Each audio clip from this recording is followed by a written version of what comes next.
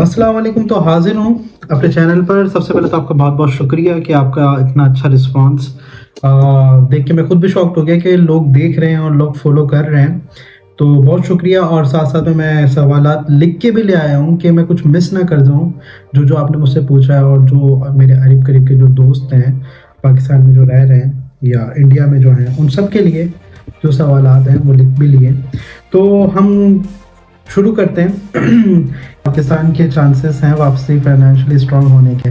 देखिए जी, पाकिस्तान स्ट्रांग तो अभी फ़िलहाल तो नहीं होता हुआ जब तक कुछ दिखे नहीं ऐसा कुछ करते हुए।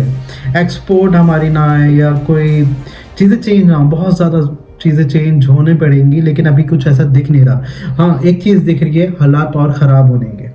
तो हालात और ख़राब होने की तरफ जाएंगे। तो इस चीज़ के ऊपर तो मैं यही बोल सकता हूँ, आईएमएफ से लोन के आने वाले जनरेशन पे नुकसान। हाँ जी, आईएमएफ अगर लोन दे रहा है या कोई भी कंट्री लोन दे रहा है आपको, तो नुकसान तो होंगे ही। आने वाली जनरेशन के ऊपर भी नुकसान होंगे। वो ये होंगे, महंगाई और भी ज़्यादा बढ़ जाएगी और मुश्किलातों पे मुश्किलातें आती रहेंगी और यही चलता रहेगा। 2 जनरेशन हमारे मुल्क में बचेंगी, जहाँ तो मुझे लग रहा है जिस हिसाब से पाकिस्तानी बाहर निकल रहे हैं, जगह छोड़ छोड़ के भाग रहे हैं। 2 टाइप के लोग रहेंगे वहाँ पर। एक है पॉलिटिशियंस रहेंगे, एक आपकी आर्मी रहेगी, और तो कुछ नज़र आ नहीं रहा जो रहे वहाँ पर। यंगस्टर्स के लिए एडवाइस वो क्या करें?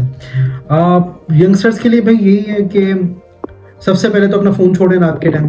जो रात में स्टार्ट होता है 12-1 बजे के बाद, फिर वो सुबह 5 बजे तक अजानों तक वो चलता रहता है। हाँ जानू खाना खा लिया, ये हुआ वो हुआ। देखिए, इस पर टाइम ज़ाया ना करें अपना। स्ट्रिक्टली बोल रहा हूँ, आपकी जो एज है ना 16 से लेकर 35 तक, ये बहुत इंपॉर्टेंट है। इसको बिल्कुल ज़ाया ना करें, ना ज़ाया करें। और इन चीज़ों में तो बिल्कुल ज़ाया ना करें। बात करें, अगर करनी भी है तो बात करें, दोपहर में बात कर लेना, अपनी एनर्जी आपकी रहेगी। पूरी रात आपने जागना है, ठीक है वो, क्योंकि बात करनी है। और सुबह उठ के आपने ऑफिस जाना है, तो ऑफिस में आपकी वो एनर्जी लेवल होगा नहीं, ना सोचेंगे आप ना कुछ करेंगे, वहाँ पे भी सुस्त रहेंगे। फिर वो बॉस की गालियाँ भी खाएंगे आप। और घर में जो लड़की होगी वो पूरी रात जब बात करेगी तो सुबह उठेगी तो उससे बोलेंगे झाड़ू पोछा करो, तो उसने आधा कचरा वहाँ छोड़ देना है, आधा कचरा आगे से लेना है। तो उसने भी पूरा दिन बर्बाद करना है, फिर रात में वही रूटीन। तो सबसे पहले तो इस चीज़ से गुजरें, दोपहर में बात करें, लेकिन अपने गोल्स के ऊपर बात करें। फालतू फालतू इधर उधर की बात ना करें। गोल्स को लेके चलें, जो भी आपके प्लानिंग्स हैं। देखें, जाहिर सी बात है, आपकी जो जिससे आप बात करते होंगे फ़ोन पे, हर कोई बात करता है, ऐसी कोई बात नहीं है कि कोई नहीं करता। तो जो भी बात करते हो आप अपने गोल्स के ऊपर बात कर लो, लेकिन दिन के टाइम, ताकि एनर्जी लेवल रहे और रात में जल्दी सो जाओ। रात में सोना तो आपको बहुत ज़रूरी है ना। आधे से ज़्यादा हमारा मतलब कि 90% हमारी जनरेशन जो कि जवान है, नौजवान तबका जो है, वो इसी काम में लगा हुआ है, फ़ोन कॉल्स में ही लगा हुआ है, और तो कुछ नहीं। ज़्यादा से ज़्यादा जो लगा हुआ होगा तो वो होटल्स पे जाके बैठ जाएगा चाय वगैरह पे, फिर उसके बाद घर आके फिर वो। तो हालात तो आपने खुद भी ख़राब किए हैं। आप खुद ही सोच लो यार, इतना टाइम ज़ाया करते हो फालतू में, जबकि आपको पता है 35 साल तक की उम्र बहुत इंपॉर्टेंट है। उसी दौरान 16 साल से या 14 साल ले लो आप, क्योंकि 14 साल 15 साल में बच्चा 9 मैट्रिक की तरफ आने लग जाता है, थोड़ा अपने गोल्स सेट करने की तरफ जाता है। तो इस एज से लेके 35-40 तक तो बहुत इंपॉर्टेंट है। इसी दौरान आपने शादी भी करनी है, इसी दौरान आपने बिजनेस करना है तो बिजनेस करना है, जॉब करनी तो उसको सिक्योर करना है, आगे की प्लानिंग करनी है, बच्चों की प्लानिंग करनी है। इस एज में तो आप इधर उधर जा भी नहीं सकते। यही एज है जिसमें आपने अच्छे फैसले भी करने हैं और बुरे फैसले भी इसी में होंगे। हम जब अपनी जवानी में थे, मतलब कि अभी भी जवानी, शुक्र अल्लाह का, जब 9 मैट्रिक में थे उस टाइम पे गोल्स बना रहे थे। तो first year second year college start हो गया, कॉलेज के बाद कुछ फैसले मेरे भी अपनी लाइफ के अच्छे हो गए, जिस वजह से अब सुकून है। लेकिन बहुत सारे मेरे ही अपने क्लास के थे जो उस टाइम पे ये कह रहे थे, नहीं यार सुकून से एक जॉब मिल जाए तो बहुत मज़ा आ जाएगा, सुकून में ज़िंदगी आ जाएगी, ये वो। तो जॉब तो मिल गई, वो तो सुकून में नहीं है। तो मैच्योरिटी दिखाएं, प्लान्स करें फ्यूचर के ऊपर। अभी अभी का प्लान ना करें, मुझे अभी अभी की नौकरी मिल जाए तो मैं अभी अभी ये कर दूंगा। नहीं, अभी अभी तो नौकरी मिल ही जाएगी आपको, ठीक है, लेकिन आपके फ्यूचर में क्या है उसके ऊपर सेट रखें। वो टाइम नहीं है कि मतलब अकेला बाप जो है वो सारा कुछ ही कर रहा है या अकेली माँ है वही सब कुछ कर रही है। अब दोनों को मिलके करना पड़ता है, दोनों मिलके ही चलेंगे तो आगे सर्वाइव होगी ज़िंदगी। और टाइम बर्बाद कर ही नहीं सकते आप इस माशरे में, जबकि डिजिटल दौर है। और एक और बोलूँगा, नया जो जवान लोग हैं ना, ये खुदा के लिए उन यूट्यूबर्स की बातों में ना है कि वो एक फला बच्चे ने 2 करोड़ कमा लिए 1 घंटे में, उसने 10 करोड़ कमा लिया, 50 करोड़ कमा लिया है। और माँ बाप से भी गुजारिश है कि वो भी इन बातों में ना है। क्यों? क्योंकि ये अपने व्यूज़ के लिए कर रहा है। ये कुछ सिखा नहीं रहे आपको, ये बता रहे मैंने इतने पैसे कमा लिए, मैंने ये कर लिया। जब आप उधर जाएंगे तो आपको कुछ नहीं मिलेगा। और पांचवें सवाल की तरफ चलते हैं हम लोग। फाइनेंशियली स्ट्रांग है जो फैमिली, वो किस तरीके से बाहर आ सकती है। देखिए, दो रास्ते हैं। अगर पूरी फैमिली ने पूरी फैमिली अगर आना चाहती है, एक ही रास्ता है, सॉरी दो रास्ते हैं। एक रास्ता ये है कि बिजनेस का, ठीक है, बिजनेस पॉइंट ऑफ व्यू से बाहर आ सकती है। दूसरा रास्ता है अजाइलम का, अजाइलम जो लेते हैं। मैं रिकमेंड नहीं करूँगा कि अजाइलम पे आओ, क्योंकि अजाइलम पे आके बेकार है, बहुत ज़्यादा जलालत है, आपकी भी कोई रिस्पेक्ट नहीं है, आपकी फैमिली की रिस्पेक्ट नहीं है, यहाँ पर आके धक्काखारी होगी। दूसरा रास्ता बिजनेस का है, तो बिजनेस में भी मैं इतना, अगर तो बहुत ज़्यादा पैसा है, देखिए मैनेज करें अपने फंड को। अगर 100% आपका फंड है तो उसमें से 15% ही आप उसको खर्च करें। बेशक वो बाहर जाने के लिए खर्च करें, बेशक वो पाकिस्तान में रहने के लिए खर्च करें, या कोई भी बिजनेस के लिए करें तो वो करें। अगर आप सारे के सारे पैसे लगा के आप बाहर चले आएंगे, आप मुश्किल में आएंगे। तो इससे कहीं ज़्यादा अच्छा है पूरी फैमिली लेके ना जाएं, आप अकेले जाओ बाहर, ठीक है, 3-4 साल गुजारो, चीज़ों को समझो, जॉब सिक्योरिटी करो, जॉब सिक्योरिटी नहीं, आप बाहर जाओ, ठीक है। सबसे पहले तो आप वहाँ पे जाके माहौल को समझो, चीज़ों को देखो, सेट होने की कोशिश करो, जॉब अपनी सिक्योर करो, फिर अपनी फैमिली बुला लो। इतनी जल्दी भी क्या है पूरी फैमिली लेके जाने की। अच्छा, छठे सवाल की तरफ चलते हैं। क्या हर कंट्री फैमिली यूनियन अलाउ करता है? देखिए, हर कंट्री अलाउ नहीं करता कि अपनी पूरी फैमिली को बुला लो। कुछ कंट्रीज़ हैं जो अलाउ करती है अपनी फैमिली को बुलाएं और रख सकते हैं। इससे भी ज़्यादा इम्पॉर्टेंट ये है कि कौन सी कंट्री में जाना आपके लिए सेफ़ है। देखिए, इस टाइम पे तो आप कोई भी कंट्री जाएंगे, आपके बजट के ऊपर डिपेंड करता है। अगर बजट अच्छा है, काफ़ी अच्छा है, तो टॉप 10 कंट्रीज़ में जाएं, जैसे कि यूरोप में अगर जर्मनी, स्विट्ज़रलैंड, फ्रांस, नॉर्वे ये है। और अगर दूसरी तरफ देखें तो अमेरिका, कनाडा, ऑस्ट्रेलिया, इस तरह के 3 मुल्क हैं जो उधर जा सकते हैं आप। बाकी उन कंट्रीज़ में जाएं जिधर नेशनलिटी मिलती हो, ठीक है। अगर बजट अच्छा है, बजट अच्छा नहीं है तो पहले आप खुद जाओ, ठीक है, और वहाँ पे आके देखो सारा माहौल, फिर अपनी फैमिली को बुला लो।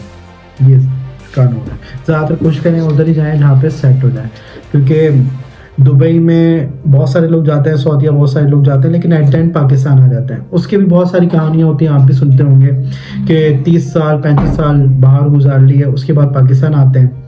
तो बच्चे भी एक्सेप्ट नहीं करते आपको, घर वाले भी एक्सेप्ट नहीं करते आपको, तो बहुत ज़्यादा मुश्किल आती आ जाती है। उसका रीज़न ये होता है कि जब आप बिलफर्ज दुबई में 10-15 साल गुजार लिए आपने, तो दुबई में जब 10-15 साल गुजार लेंगे तो आपको आदत भी वैसी हो जाएगी, आपका रहन सहन वैसे हो जाएगा, खाने पीने का स्टाइल वैसे हो जाएगा, उठने का जागने का वैसे ही स्टाइल रहेगा।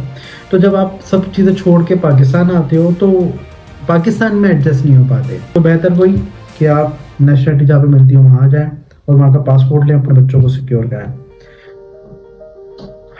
कितने टाइम तक फैमिली को सर्विस करना पड़ता है अकेले?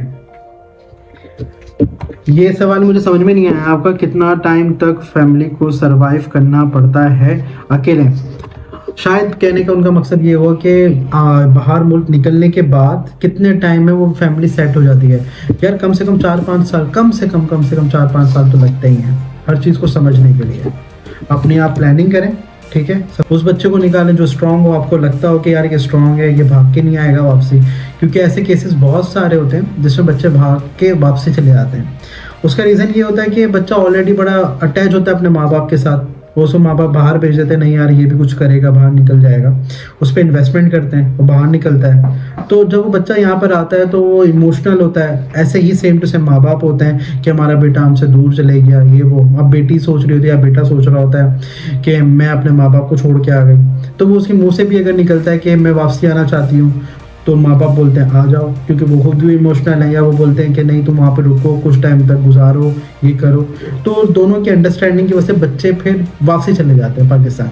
तो ये बहुत बड़ा लॉस होता है। मेरे बहुत सारे दोस्त इसी चक्कर में गए क्योंकि गलत इन्वेस्टमेंट कर दी। ये भी इन्वेस्टमेंट है, माँ बाप को सोचना चाहिए ये बच्चों के ऊपर भी जो कर रहे हैं ये एक बिजनेस है, इसको बिजनेस की तरीके से लें कि इस बच्चे के ऊपर इन्वेस्टमेंट कर रहे हैं तो ये बच्चा कुछ करके देगा भी या नहीं देगा। अगर आपको कहीं पे भी लगता है ये बच्चा नहीं कर सकता तो उसके ऊपर इन्वेस्टमेंट नहीं करें।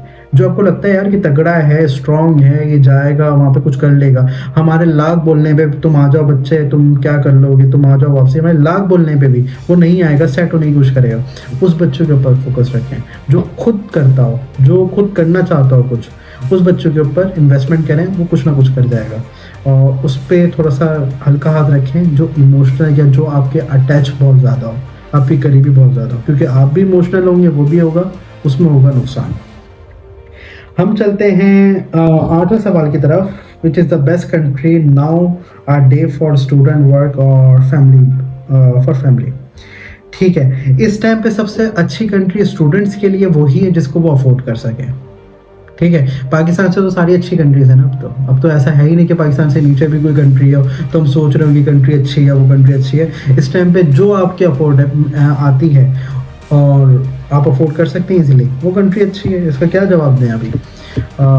वही बात बोलूँगा, फिर भी अगर आप अफोर्ड कर सकते हो तो उसी कंट्री में जाओ जहाँ पे नेशनलिटी मिलती हो, तो पढ़ने के बाद कम से कम सेट तो होंगे। हम बाहर निकल जाएंगे तो हमारे पेरेंट्स का क्या होगा? देखें, ये एक बहुत इम्पोर्टेंट क्वेश्चन है, क्योंकि ये प्रॉब्लम्स आती हैं। ठीक है, ये ऐसा सवाल नहीं है, सुनने पढ़ने में तो बहुत ऐसा लग रहा है कि यार ये कैसा सवाल है। आपको सुनने में शायद ऐसा लग रहा होगा ये कैसा सवाल है कि मेरे माँ बाप को क्या होगा अगर मैं बाहर निकल गया। तो देखिए, जब बाहर निकलने लगें तो प्लानिंग करें। फैमिली प्लानिंग होती है कि मामा पापा से अपने बात करें, या बीवी है तो उससे बात करें कि यार मुझे 3-4 साल 5 साल तो लगेंगे। ठीक है, तो मैं वहाँ जा रहा हूँ, आप जब तक सरवाइव करो किसी तरीके से भी आप रहो, ठीक है, और उसके बाद मैं आपको बुला लूँगा। तो आपको ये करना ही पड़ेगा, ये बहुत इंपॉर्टेंट है। तो ये सारा सवाल का आंसर उन्हीं सवालों से मैच होता है कि इमोशनल नहीं होना है, ठीक है, किसी चीज़ को भी लेके। दूसरा, सारी फैमिली को एक साथ लेके ना बाहर निकलें। बेशक कोई भी बड़ी से बड़ी ऑफर आ रही हो, पूरी फैमिली एक साथ ना जाओ बाहर। एक बच्चे को भेजो, 2 बच्चों को भेजो, मैक्सिमम 2 को भेज दो, वो जाएं, देखें सारे माहौल को, सब चीज़ें सेट करें, फिर फैमिली आ जाए, एक साथ ना जाए। तो ये इम्पॉर्टेंट है। ऐसे कितने खर्च होते हैं बाहर निकलने के बाद? आप समझ में नहीं आया ये सवाल, लेकिन यही होगा मेरे ख्याल से कि जब बाहर हम लोग आ जाते हैं तो हम क्या अपना बजट बना के लेकर आए। तो अपना बजट देखिए, कंट्री तो कंट्री डिपेंड करता है। अगर आप यूरोप आ रहे हो तो यूरो के हिसाब से बजट बनाओगे, आप अमेरिका जा रहे हो तो डॉलर के हिसाब से बनाओगे।